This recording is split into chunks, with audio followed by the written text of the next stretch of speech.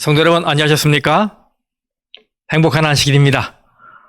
하나님의 은혜가 여러분과 여러분 가정에 충만히 임하기를 간절히 기원하겠습니다. 자, 오늘도 로마서 연구를 이어가겠습니다. 은혜 39번째 시간. 오늘은 로마서 8장 31절에서 39절에 나와 있는 말씀을 같이 연구할 텐데요. 제목을 우리를 하나님의 사랑에서 끊을 수 없으리라, 이런 제목으로 말씀의 은혜를 나누도록 하겠습니다. 오늘 연구를 하게 되면 이제 8장을 마치게 되는데, 제가 이 다음 시간부터는 한 두세 번에 걸쳐 이제까지 나눈 말씀들을 좀 요약을 하고 중요한 것들을 강조하면서 보내려고 하고요. 그 다음에 다른 주제로 말씀을 드리다가 나중에 또 9장부터 이렇게 연구하도록 하겠습니다. 자, 성경은 거듭해서 종말의 때에 성도들에게 큰 환난이 있을 것이라고 말하고 있습니다. 요한계시록 7장 14절에 보면 구원받은 큰 무리가 흰옷을 입고 있는데 그들은 큰 환난을 통과한 자들이라고 했어요. 여기 이는 큰 환난에서 나오는 자들인데 어린 양의 피에 그 옷을 씻어 희게 하였느니라, 이렇게 말씀했죠. 큰 환난이라고 묘사한 것을 보니 이건 보통 환난이 아닌 것 같습니다. 그리스도인의 삶에 닥치는 각종 작은 환난들도 어떤 때는 고통스럽고 힘들고 버거운데 이 모든 환난의 총체인 큰 환난이 다가온다니 두렵고 떨리는 마음을 지울 수가 없어요. 그런데 오늘날 사람들은 그 환난을 대비하는 방법으로서 다양한 해법들을 제시하고 있습니다. 어떤 사람들은 이렇게 말하지요. 큰 환난이요? 걱정하지 마십시오. 앞으로 비밀 휴거가 있을 것이기 때문에 그 환난 전에 우리는 이 땅에서 사라질 것입니다. 이것은 영국 성공회의 성직자였던 달비가 가르친 이 환난 전 휴거 사상입니다. 세대주의자들의 가르침이죠. 하지만 이것은 성경의 가르침이 아닙니다. 성경은 말세를 사는 모든 그리스도인이 이 환난을 겪어야 하지만 하나님이 그들을 구원하실 것이라고 말씀하고 있어요. 또 다른 그룹은 이렇게 말합니다. 우리는 환난의 때에 중보자 없이 서야 합니다. 그래서 우리는 우리 속에 박힌 이 죄의 본성을 우리 스스로 극복해야 합니다. 이렇게 말해요. 그럴듯한 말이지만 우리의 본성은 예수님의 재림의 순간까지 절대로 바뀌지 않습니다. 이것은 우리가 우리 힘으로는 극복할 수 있는 문제가 아니에요. 이 sinful nature, 죄된 본성은 말입니다. 그래서 우리는 재림 때 그 변화되는 순간까지 우리가 죄인이라는 사실을 언제나 느끼며 살게 될 거예요. 그리고 예수님이 재림하시기 위해서 지성소에서 나오시는 때에 우리는 분명 중보자 없이 서게 되겠지만 구세주 없이 서게 되지는 않을 것입니다. 그것은 불가능해요. 다시 말하면 그때는 이미 심판이 끝나고 성도에게 유리한 판결이 내려졌기 때문에 더 이상 중보자가 필요하지 않을 거예요. 그러나 우리는 여전히 구원이 필요한 죄인이기 때문에 주님과의 교통은 계속될 것입니다. 여기 영감의 글에 마지막 날 사건들 266쪽에 이런 말씀이 있습니다. 이와 같은 시련의 때에 주님께서 당신의 백성을 잊어버리실까? 비록 원수들이 그들을 감옥에 가둔다 해도 감옥의 벽이 그들의 영혼과 그리스도와의 교통을 차단할 수는 없다. 네, 그러므로 우리는 마지막 순간까지 우리의 주님을 붙들어야 합니다. 그러나 문제는 이 큰 환란이 오기 전 우리가 그것을 어떻게 대비해야 하는가이지요. 여러분 어떻게 해야 되겠습니까? 이에 대해서 사도 바울은 해답을 제시하고 있어요. 에베소서 3장에서 바울은 다가오는 위기를 걱정하고 있는 에베소 교회를 향해 하나님의 사랑 가운데서 뿌리가 박히고 터가 굳어지길 바란다고 했어요. 그 이유는 하나님의 사랑 안에 뿌리를 깊게 내리고 터를 단단히 잡으면 하나님의 충만하심이 있게 돼서 어떤 일에도 흔들리지 않는 믿음을 갖게 되기 때문입니다. 이것이 오늘 바울이 오늘 다룰 이 본문에서 강조하고 있는 사랑의 뿌리를 내리고 터를 다진 든든한 믿음입니다. 자, 오늘 말씀을 보실까요? 오늘은 말씀드린 대로 로마서 8장의 마지막 부분입니다. 오늘 본문의 말씀은 이렇게 시작되지요. 8장 31절에 그런즉 이 일에 대하여 우리가 무슨 말하리요? 이렇게 좋은 구원을 주신 하나님에 대해 무슨 할 말이 더 있겠느냐 이 말이지요. 보통 우리가 가슴 벅찬 일을 만나면 말문이 턱 막히게 되잖아요. 바울은 지금 그런 감정을 느끼고 있는 거예요. 그러면서 그는 이어서 5개의 질문을 계속 던지면서 우리에게 이 하나님의 사랑을 확신시켜주고 있습니다. 첫 번째 질문입니다. 만일 하나님이 우리를 위하시면 누가 우리를 대적하리요? 누가 우리를 대적하리요? 여러분, 이 질문은 단순히 누가 우리를 대적하리요가 아니에요. 그런 질문이라면 우리는 할 말이 많습니다. 여러분, 누가 여러분을 대적하고 있습니까? 현재 이 코로나 바이러스가 여러분 대적하고 있죠. 또 물가가 많이 올랐어요. 물가 폭등이 대적하고 있지요. 각종 질병, 또 날마다 이 피로감, 이런 것들이 대적하고 있어요.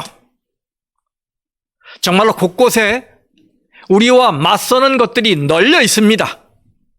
재난이 우리 앞을 가로막고 공포가 우리를 꽁꽁 묶어두고 있어요. 그래서 바울이 만일 그냥 누가 우리를 대적하리요? 라고만 물었다면 우리는 감당하기 어려운 이 적들의 명단을 쉽게 읊어댈 수 있었을 거예요. 그러나 바울은 그렇게 묻지 않고 이렇게 물었어요. 만일 하나님이 우리를 위하시면 누가 우리를 대적하리요? 여러분, 잠시 이 말씀에 귀를 기울여 주시기 바랍니다. 여기 등장하는 3마디 말은 우리가 특별히 관심을 가져야 할 말입니다. 그것을 제가 다시 읽겠습니다. 하나님이 우리를 위하시면. 자, 여러분도 저를 따라 이 말씀을 좀 읽어보시면 좋겠어요. 자, 하나님이 우리를 위하시면. 이번에는 여러분 각각의 단어에 힘을 주고 한번 읽어보시기 바랍니다. 시작. 하나님이 우리를 위하시면. 하나님이 우리를 위하시면. 네, 여러분, 하나님이 우리의 편이시라면 누가 감히 우리를 대적하겠습니까? 이것은 그럴 가능성이 있다거나 그런 적이 있다거나 예전에 그랬다거나 앞으로 그럴 것이라는 말이 아니지요. 하나님은 지금 우리 편에 계신다는 말이에요. 저와 여러분 편에 지금 계신다는 말이에요. 바로 오늘 이 시간 이 설교를 듣고 있는 이 순간 하나님이 우리를 위하신다는 말씀입니다. 여러분 옆으로 한번 보세요. 천성을 향해 경주하고 있는 여러분을 응원하시는 하나님이 계십니다. 하나님은 여러분이 한 발 한 발 내디딜 때마다 여러분의 이름을 부르며 격려하고 계십니다. 성원하고 계십니다. 힘내라, 힘내라, 잘하고 있다, 용기 가져라.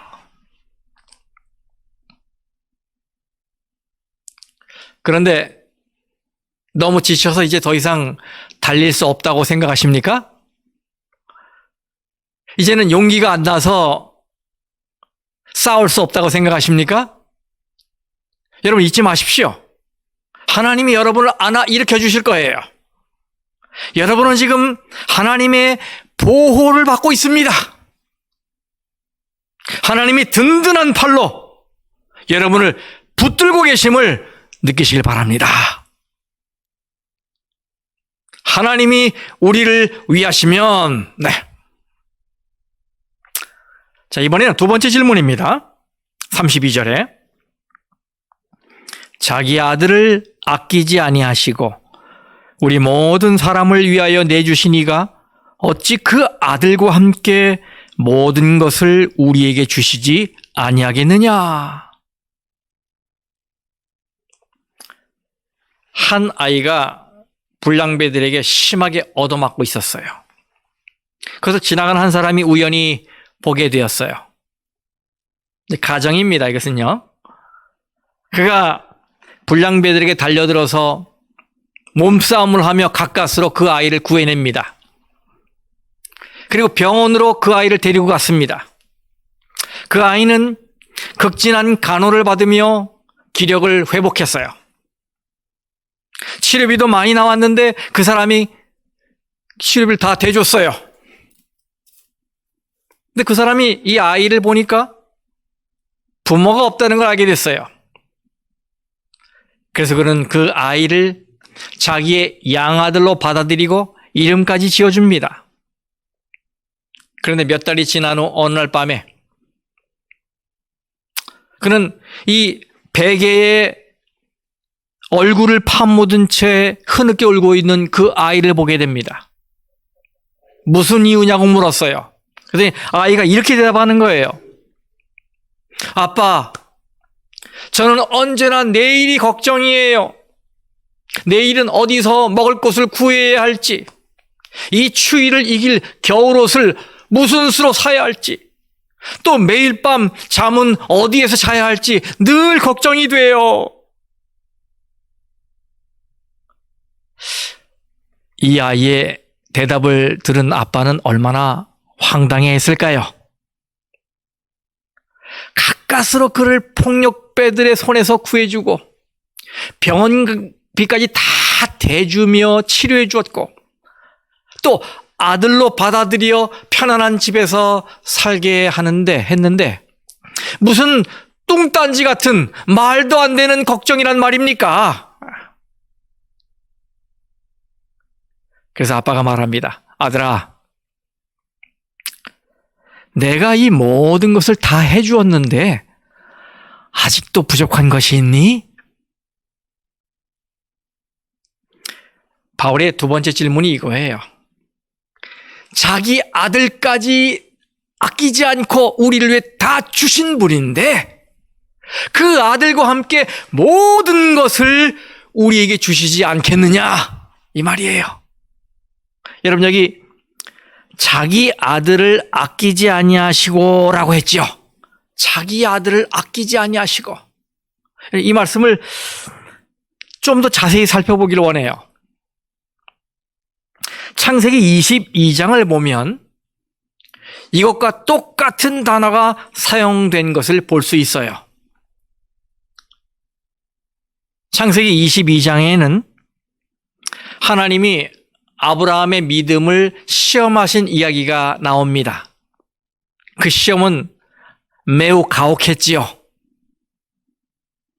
아브라함이 이삭을 바친 것보다 더 큰 희생은 구약 성경에 없습니다. 그때 하나님이 아브라함에게 이렇게 말씀하셨어요. 창세기 22장 16절 말씀. 내가 나를 가리켜 맹세하노니 네가 이같이 행하여 네 아들 네 독자도 아끼지 아니하였은즉. 여러분, 여기 아끼다라는 이 단어가 로마서 8장의 말씀과 같은 단어입니다.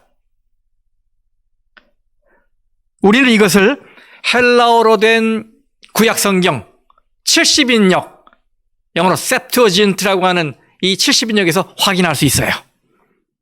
네, 하나님은 저와 여러분을 위해 당신의 아들을 아끼지 않고 내주셨습니다. 누가복음 22장에 보면 겟세마네 동산에서 기도하시는 예수님을 만나게 되지요. 누가복음 22장 42절, 44절. 아버지여, 만일 아버지의 뜻이거든 이 잔을 내게서 옮기시옵소서.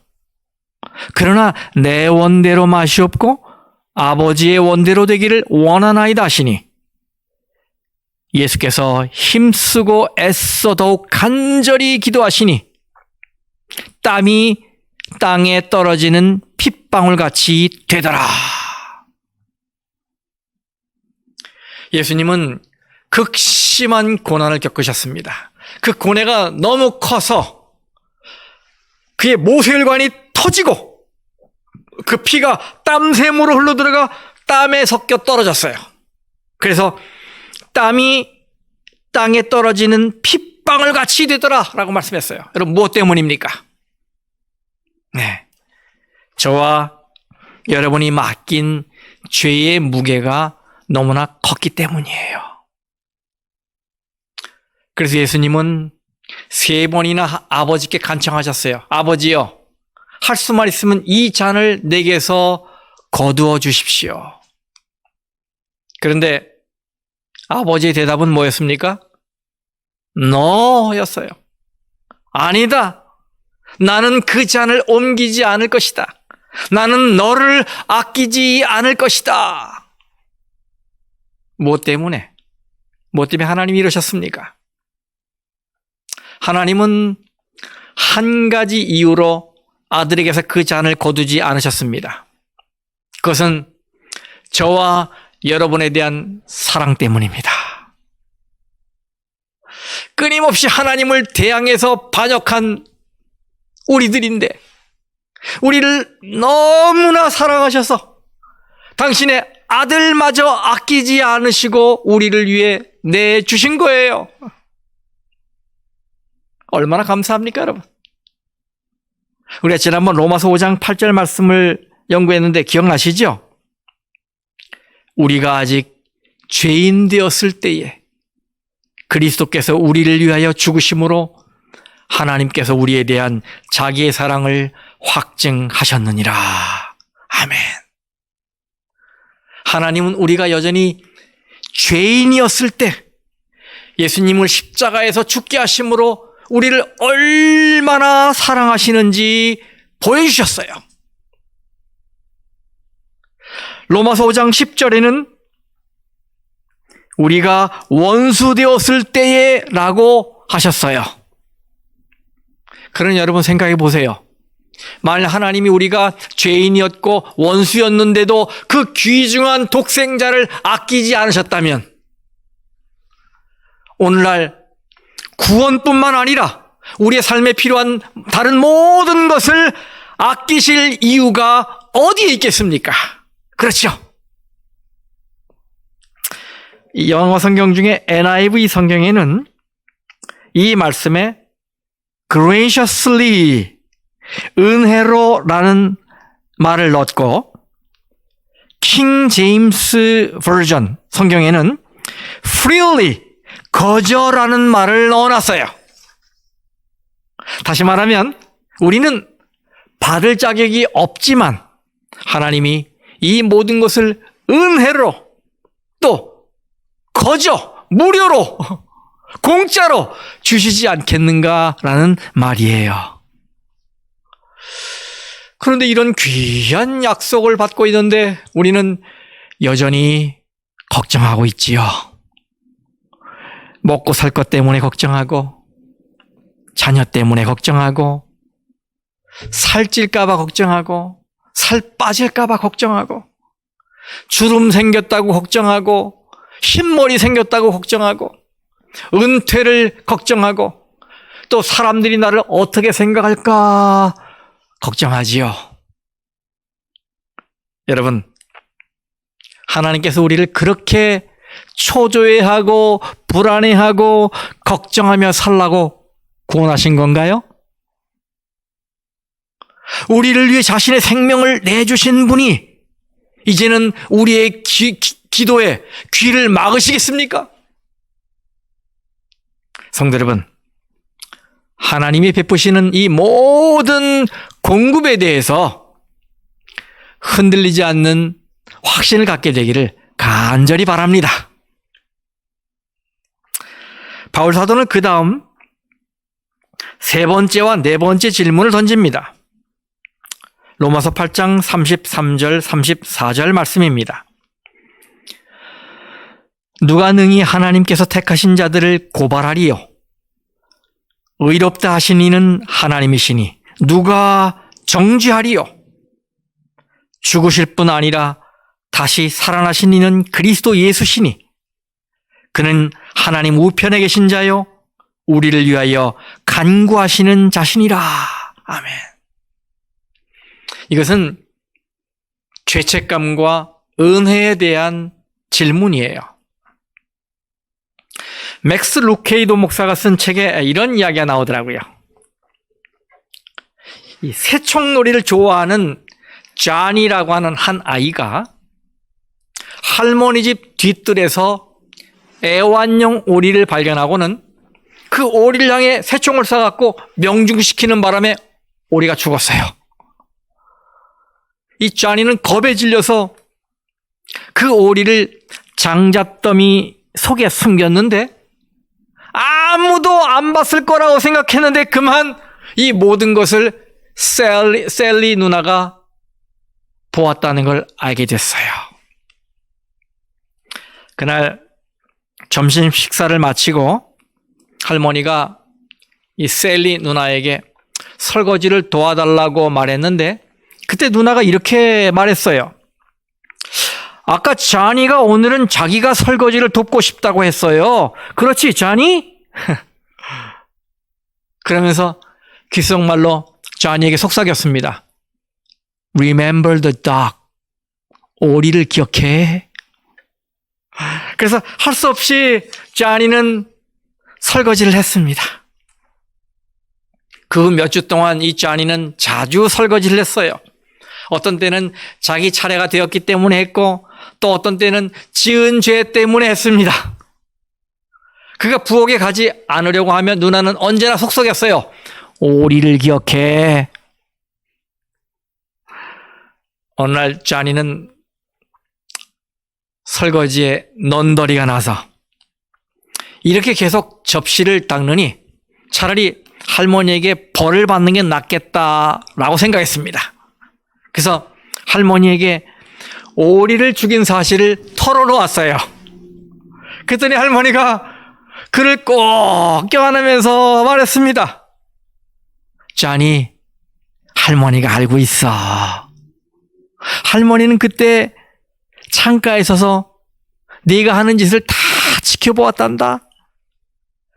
근데 이 할미는 너를 사랑하기 때문에 이미 다 용서했거든. 그리고 네가 언제까지 이 셀리 누나의 종이 될지 궁금했단다. 여러분, 이 자니가 할머니께 용서를 먼저 구했다면 이미 다 끝났을 일인데 그렇게 하지 않았기 때문에 계속 벌을 받고 있었던 거예요. 누나의 종으로서. 자기를 비난하는 누나의 말에 귀를 기울이고 있었기 때문이지요. 여러분, 우리도 그런 고소를 당합니다. 부정직하다고 고소를 당하고 부도덕하다고 것도 탐욕스럽다고, 불손하다고 고소를 당해요. 우리의 고소자는 매 순간마다 우리에게 불리하도록 고발거리를 모으고 있습니다. 고발거리를 기록하고 있습니다. 해야 할 일을 하지 않은 것도 기록하고 있고, 우리가 약속을 어긴 것도 기록하고 있어요. 이 사악한 목격자는 우리를 법정으로 끌고 와서 하나님께 고발하는 것을 최종 목표로 삼고 있습니다. 그가 누굽니까? 바로 사탄입니다. 성경은 그를 accuser, 참소자라고 부릅니다. 요한계시록 12장 10절이에요. 우리 형제들을 참소하던 자, 곧 우리 하나님 앞에서 밤낮 참소하던 자가 쫓겨났고, 여러분, 그가 무엇을 하고 있습니까? 그는 하나님의 재판석 앞에서 여러분의 이름을 부르며 여러분의 잘못을 열거하고 있습니다. 하나님, 당신은 이 자를 당신의 자녀라고 부르지만 그는 그럴 만한 자격도 가치도 없는 사람입니다. 그의 속에는 탐욕이 가득합니다. 그는 늘 자신만을 생각하며 삽니다. 오늘 아침에도 당신께 시간을 들이지 않고 그냥 계속 퍼져 잔 사람입니다. 나는 이 사람을 게으름, 이기심, 불신으로 고발합니다.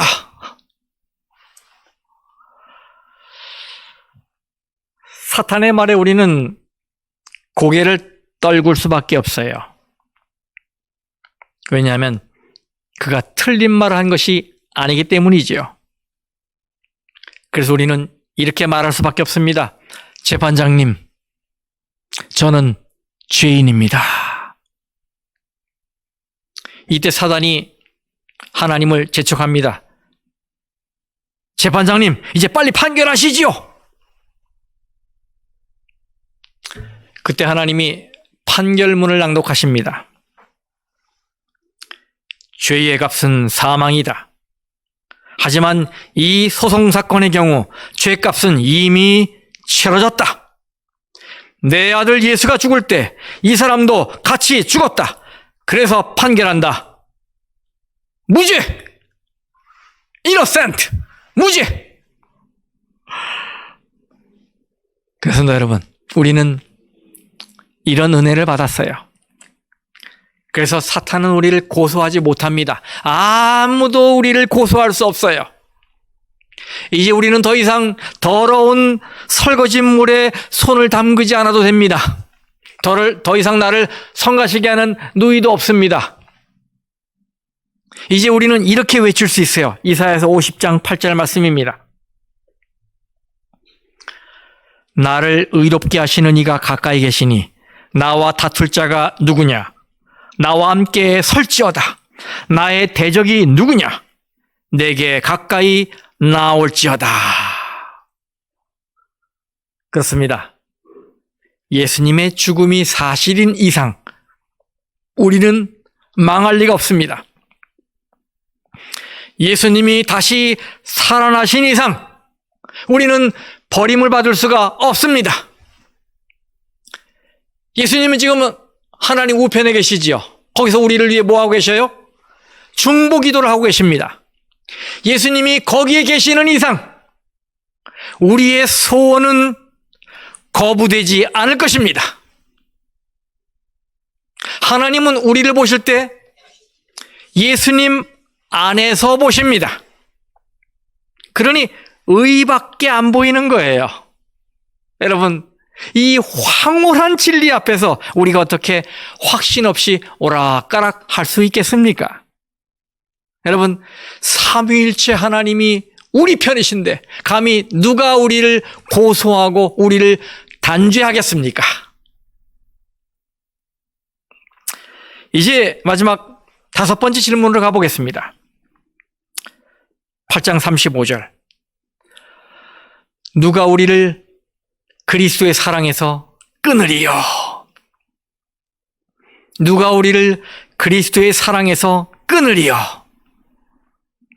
이것은 영속성에 대한 질문이에요. endurance, 영속성에 대한 질문입니다. 여기 분리를 의미하는 끊는다는 표현이 예사롭지 않게 들려요. 끊는다.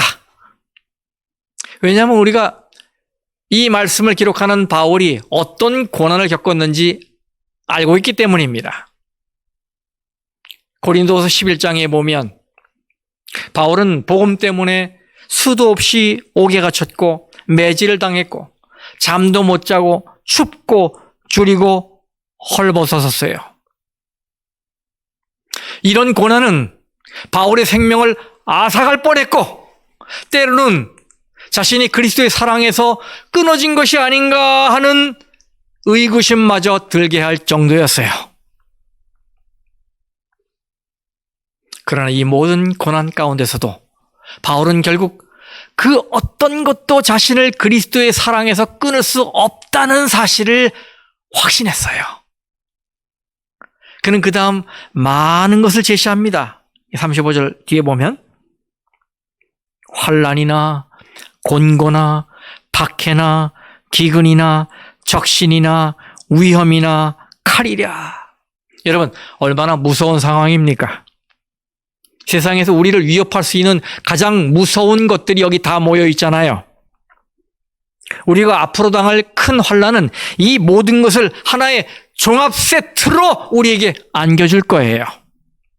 환난, 곤고, 박해, 기근, 적신, 위험, 칼. 우리는 분명히 이런 걸 당하게 될 것입니다. 그래서 바울은 그 옛날 다윗이 자기의 고난을 묘사한 시편 44장의 말씀을 인용하면서 이렇게 말합니다. 자, 로마서 8장 36절에 기록된 바 우리가 종일 주를 위하여 죽임을 당하게 되며 도살당할 양같이 여김을 받았나이다 함과 같으니라. 이것이 이 죄악 세상이 성도들을 대하는 방식이에요. 환난의 때의 성도들은 도살장으로 끌려가는 양 같은 신세가 될 것입니다. 세상은 성도를 죽이기 위해 마지막 노력을 쏟아 부을 거예요. 굉장한 시련이 올 것입니다. 이런 무서운 시련을 겪게 되면 믿음 강한 사람들도 믿음이 흔들릴 수 있어요. 그러나 사도 바울은 아주 단호한 어조로 이렇게 외칩니다. 37절 말씀 보세요. 그러나 이 모든 일에 우리를 사랑하시는 이로 말미암아 우리가 넉넉히 이기느니라. 아멘. 우리는 넉넉히 이길 것입니다. 우리의 힘이 세서가 아니지요. 우리의 믿음이 강해서가 아니지요. 오직 우리를 사랑하시는 이로 말미암아입니다. 우리를 사랑하시는 예수 그리스도의 이 사랑의 힘으로 이기는 것입니다. 성도 여러분, 혹시 하나님의 사랑이 변하면 어떻게 하나 염려되십니까? 하나님이 나를 정죄하면 어떻게 하나 불안하십니까? 환난과 핍박이 셀 때 내 믿음이 꺾이면 어떻게 하나 두려우십니까? 저는 여러분이 하나님의 사랑을 확신하길 바라요. 요한은 이렇게 말했어요. 요한일서 4장 16절에 우리가 알고 믿었노니. 여러분, 요한이 무엇을 믿었다는 말입니까? 그 다음에 하나님이 우리를 사랑하시는 사랑을 우리가 알고 믿었노니. 하나님이 우리를 사랑하시는 그 사랑을 알고 믿었노니. 이 하나님의 사랑, 아가페, 이거는 조건 없는 사랑이지요. 절대로 실패하지 않는 사랑이지요. 절대로 멈추지 않는 사랑이지요. 하나님에 대한 우리의 사랑은 왔다 갔다 하지만 우리에 대한 하나님의 사랑은 언제나 변함없어요. 그래서 다시 요한에서 4장 16절, 하나님이 우리를 사랑하시는 사랑을 우리가 알고 믿었노니 하나님은 사랑이시라. 여러분, 우리는 무엇을 알고 믿었습니까? 첫째는 하나님이 우리를 위해 가지신 아가페, 즉 사랑을 알고 믿었습니다. 둘째는 그 다음에 사랑 안에 거하는 자는 하나님 안에 거하고 하나님도 그의 안에 거하시느니라. 다시 말해, 우리가 내린 닻은 우리 자신에게 내려져 있지 않고 사랑이신 그분 안에 내려져 있다는 사실이에요. 사랑이신 그분 안에 우리의 닻이 내려져 있어요. 여러분, 그러면 어떻게 된다는 말입니까? 17절, 18절입니다. 이로써 사랑이 우리에게 온전히 이루어진 것은 우리로 심판날에 담대함을 가지게 하려 함이니 사랑 안에 두려움이 없고 온전한 사랑이 두려움을 내쫓나니. 분명 환난의 때는 두려울 거예요. 그러나 우리가 누구를 믿고 있는지 알고 있잖아요. 그리고 그 하나님의 사랑이 우리가 당할 환난의 두려움보다 더 크다는 것을 알고 있어요. 그래서 바울은 이런 확신에 찬 말씀을 하고 있습니다. 로마서 8장 38, 39절, 이제 마지막입니다. 내가 확신하노니 사망이나 생명이나 천사들이나 권세자들이나 현재일이나 장래일이나 능력이나 높음이나 깊음이나 다른 어떤 피조물이라도 우리를 우리 주 그리스도 예수 안에 있는 하나님의 사랑에서 끊을 수 없으리라. 아멘.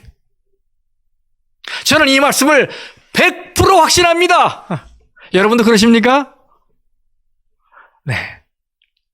위에 있든 아래에 있든 좌우에 있든 이 세상에 있는 그 어떤 것도, 아니 이 우주에 있는 그 어떤 것도 우리를 그리스도 안에 있는 하나님의 사랑에서 떼어놓을 수 없습니다.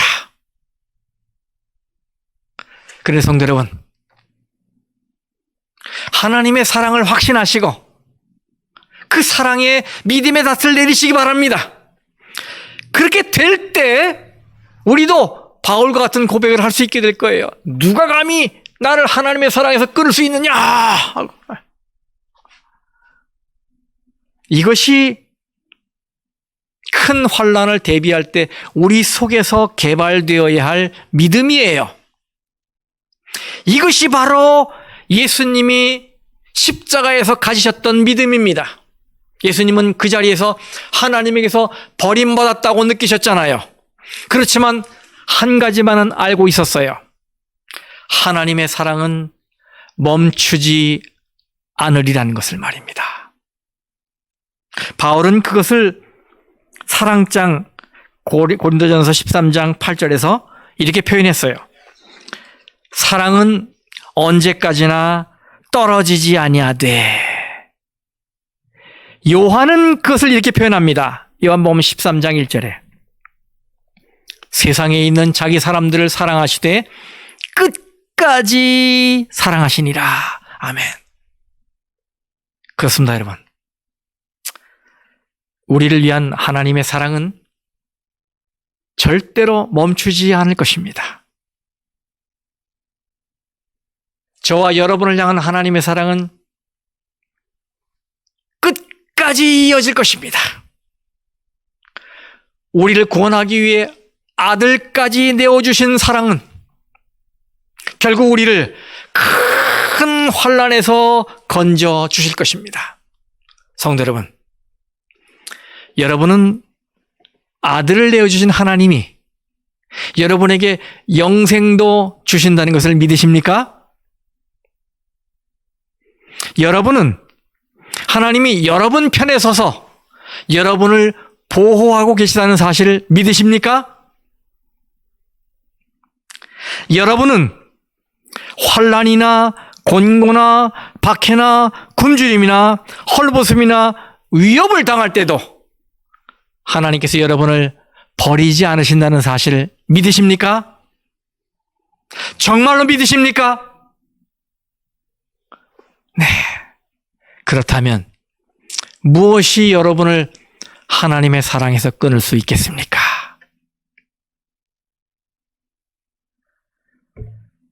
나를 하나님의 사랑에서 끊을 건 아무것도 없다.